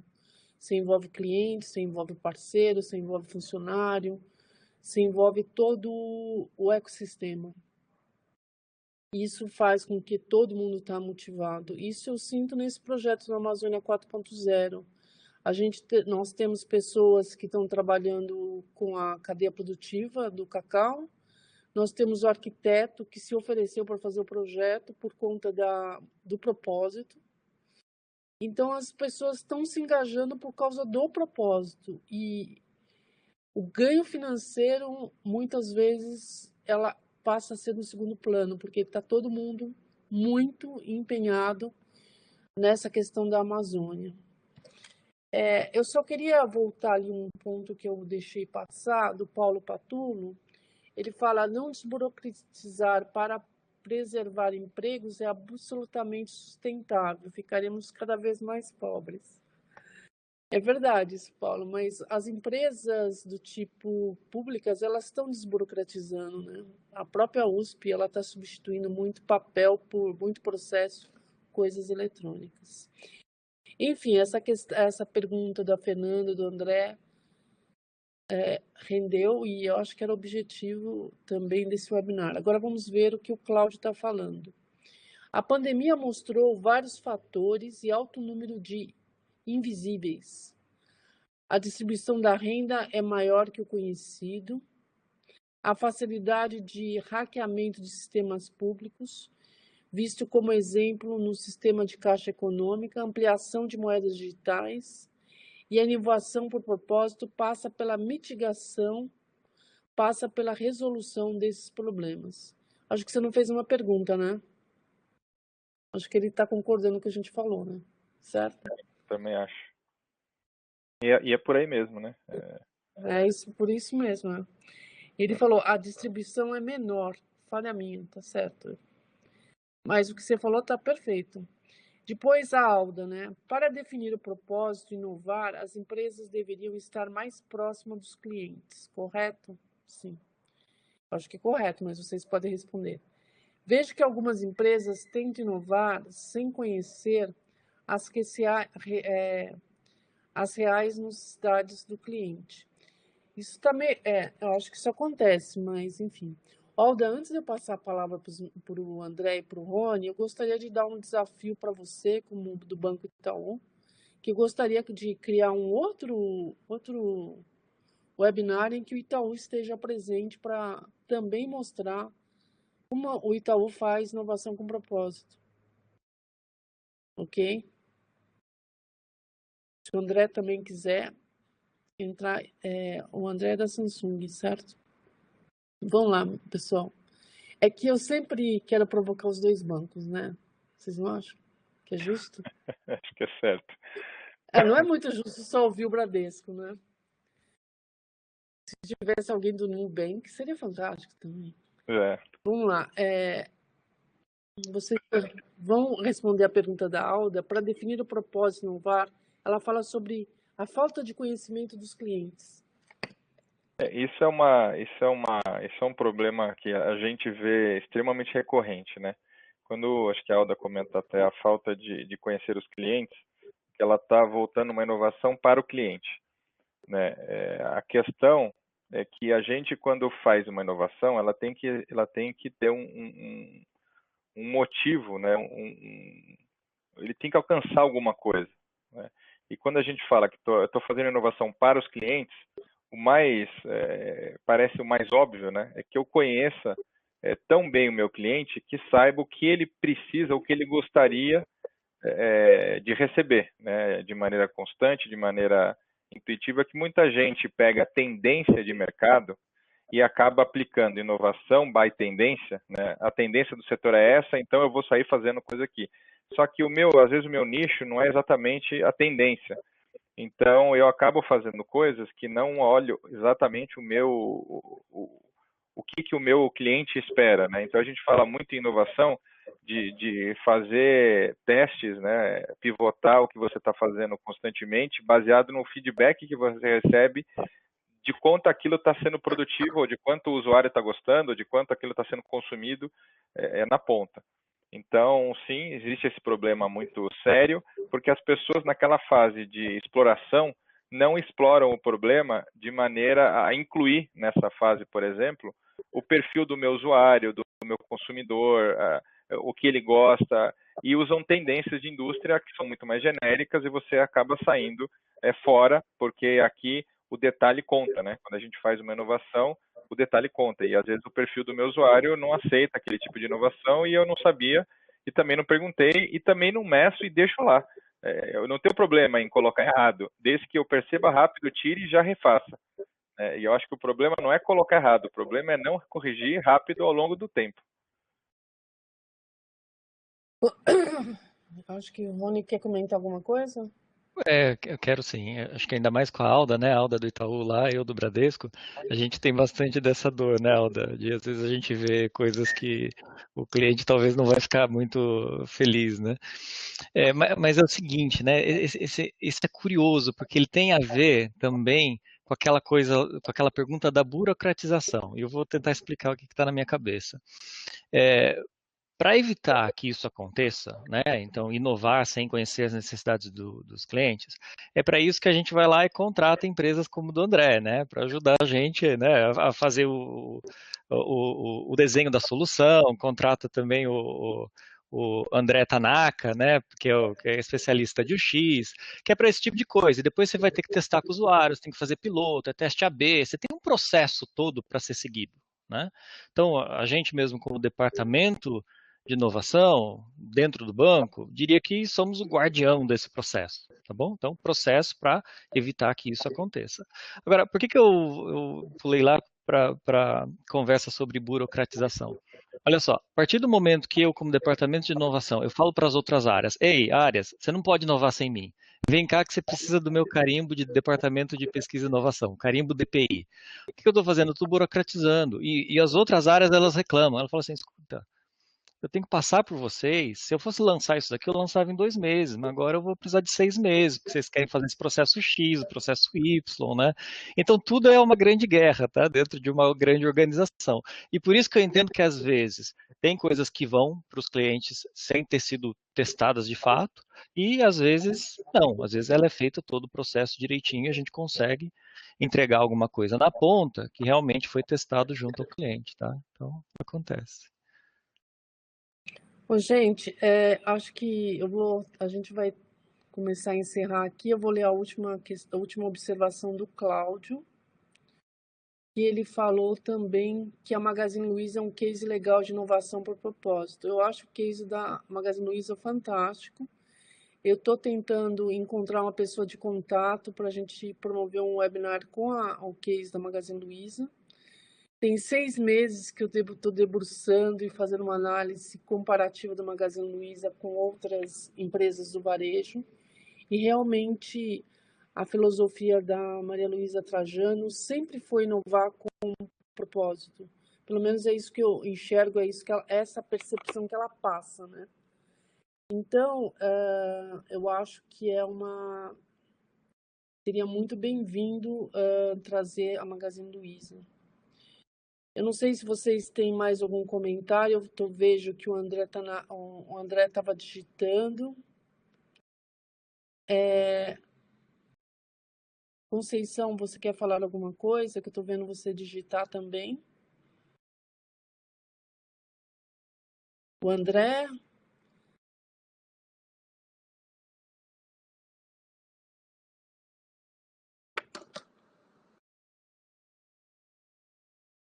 Legal. E a Conceição?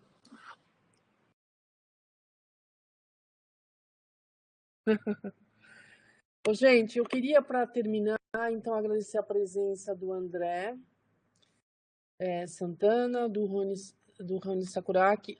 Ambos são professores do MBA de Tecnologias Digitais e Inovação Sustentável. Esse Inovação Sustentável, o nome do MBA, no fundo, quer dizer inovação com propósito, né?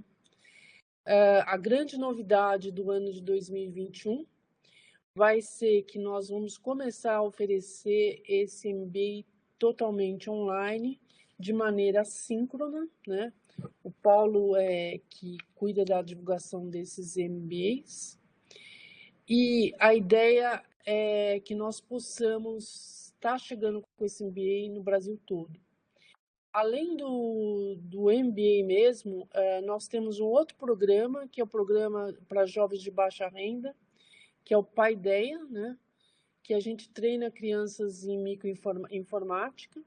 E nós vamos também estar lançando o programa Paideia, o Paideia Digital, para que nós possamos estar atingindo crianças do Brasil todo. Esse é um dos dois projetos do ano de 2021. E um dos objetivos desse webinar foi, inclusive, falar um pouco e contar essa novidade para vocês. Pessoal, eu agradeço muito pelas perguntas, pela participação, foi muito bom. O André falou que ele vai falar, então, na próxima webinar, ele vai falar sobre a Samsung. A gente traz um fabricante, muito legal. Gente, super obrigada, agradeço mais uma vez. Eu gostaria de agradecer também a Andréa Lima, que é quem está me ajudando a organizar esse evento. Ela agora trabalha lá conosco. Então, eu agradeço muito a Andréa e gostaria de agradecer a todos vocês. Até a próxima. Se a gente não se vê mais, acredito que não vai ter um outro webinar até o final do ano. Eu desejo a todos um Feliz Natal e também um ano de 2021 especial, porque esse ano de 2020 foi bem desafiador, né? Eu não sei se o André e o Rony querem dizer as últimas palavras. Só eu falar não vale, né? Não, queria só também agradecer aí, Tereza, o convite novamente, agradecer a participação de todos. Eu acho que a gente tentou trazer para vocês um pouco da nossa visão sobre o que é tentar fazer inovação com algum retorno social, com alguma coisa que faça mais sentido do que simplesmente dinheiro. Plantamos uma sementinha, né? Muitos já estavam aqui, passaram pelo nosso curso, então receberam essa sementinha e acho que tentamos influenciar mais gente para, quando falar de inovação, falar isso de maneira sustentável, com propósito, né? Então fica aí o meu Feliz Natal também, Feliz Ano Novo para todo mundo e que o ano que vem seja um ano tão interessante quanto esse, só que sem os problemas da pandemia. Boa! Obrigada, André. Bom, queria agradecer também, né? Eu acho que foi super divertido poder estar com vocês. Acho que as perguntas também foram super instigantes. Eu acho que sempre é bacana também, até pensando, né? Eu que trabalho numa instituição financeira, poder desmistificar um pouco, né? O lado de o grande banco, né? O vilão da história, né? Que a verdade é que não tem vilão, não tem anjo, né? Mas todo mundo parte de um grande ecossistema aí, de uma grande comunidade. E é muito bom poder estar numa discussão dessa com a Tereza, no Laboratório de Sustentabilidade, né? E entre amigos, né? Então, feliz por estar aqui. Obrigado pelo convite de novo.